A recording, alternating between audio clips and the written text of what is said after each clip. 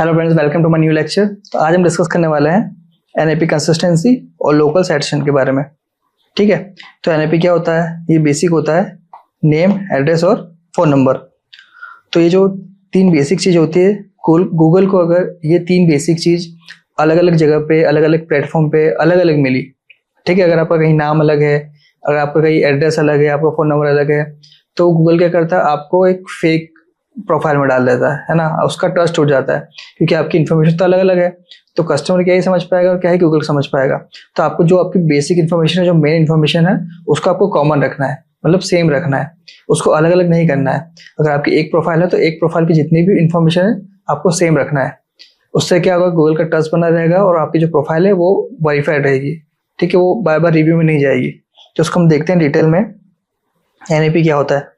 NAP stands for name, address and phone number. ठीक है, जैसे कि मेरा नेम है CWK coaching 13A Vijayanagar Indore और ये मेरा फ़ोन नंबर है।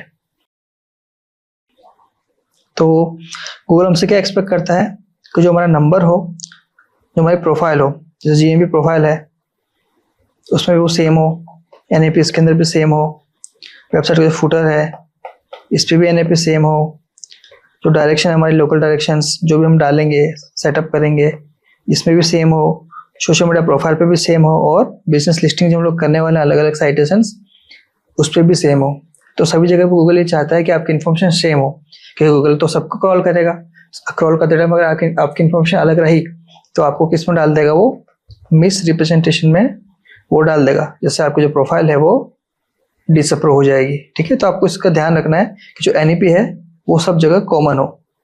ओके, तो अगर NAP इनकंसिस्टेंट होती है तो और क्या हो सकता है? प्रोफाइल वेरीफाइड तो ठीक है, और क्या हो सकता है? और क्या ऐसा होने का इशू क्या क्या होता है? जैसे कि NAP इशू क्या क्या हो सकता है? Different phone numbers. अगर आपका फ़ोन नंबर डिफरेंट है तो गूगल को समझ में नहीं आएगा कि आपका जो बिजनेस है वो कौन सा है, कौन से बिजनेस को मैं लिस्ट करूँ, किसको नहीं करूँ। फ़ोन नंबर भी आपको सेम रखना है, सभी जगह पे कॉमन रखना है।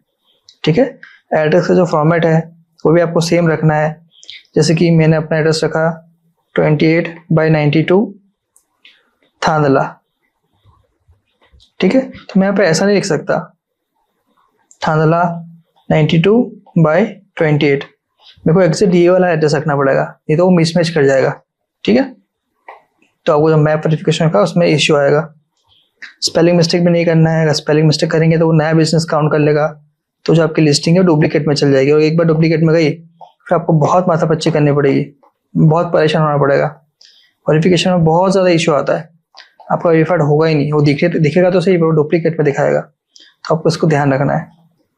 और अगर आउटडेटेड इन्फो है ऑल डायरेक्ट इसके अंदर तो कस्टमर आपका कन्फ्यूज होगा, कस्टमर के साथ साथ गूगल भी कन्फ्यूज होगा। तो आपको NAP को इनकंसिस्टेंट नहीं रखना है, इन सबको आपको सेट करना है proper.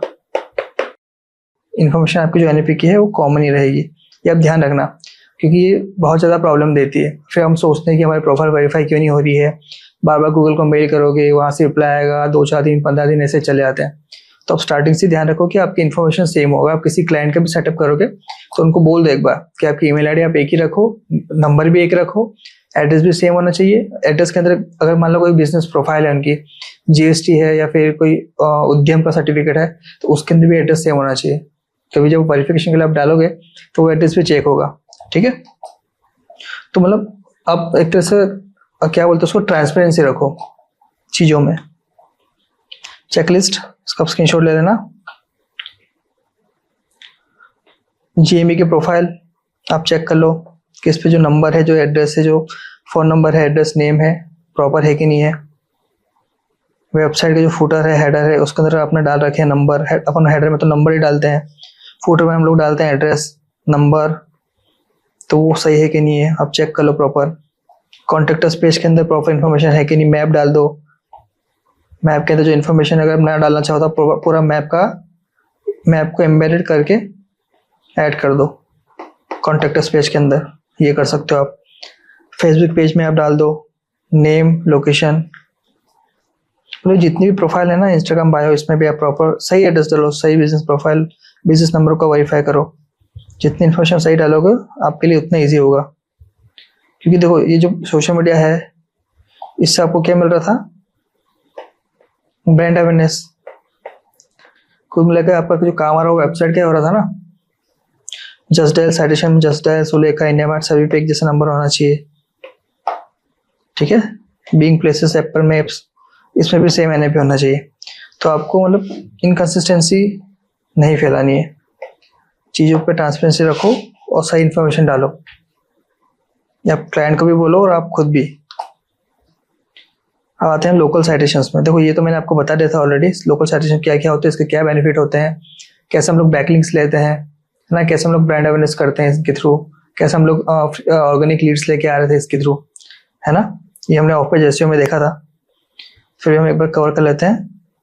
Citation is any online mention of your NAP info. जो आपकी एनएपी इन्फो है उसको आप ऑनलाइन मेंशन करते हो, दैट इज साइटेशंस, ठीक है। लोकल एसईओ में हम क्या कर रहे थे, सॉरी ऑफ पेज एसईओ में हम क्या कर रहे थे, हम लोग बिजनेस का पूरा वेरिफिकेशन कर रहे थे, हमारे प्रोफाइल को डाल रहे थे। तो प्रोफाइल डालने के टाइम हम क्या करते हैं, नहीं ये डालते हैं नेम, एड्रेस और फोन नंबर। तो यही चीज़ है साइटेशन, मतलब वही चीज़ होती है। स्ट्रक्चर साइटेशंस और अनस्ट्रक्चर साइटेशन। स्ट्रक्चर में क्या क्या आता है, listing in directions, directories, listing in directories, जैसे जस्ट डायल, इंडिया मार्ट, सुलेखा, जीएमबी, ये सब होते हैं स्ट्रक्चर साइटेशंस। और अनस्ट्रक्चर में क्या क्या आता है, जैसे कि आप ब्लॉग में मेंशन हो गए, न्यूज़ आर्टिकल में चले गए, फोरम में हो गया, ये सब अनस्ट्रक्चर हो गया।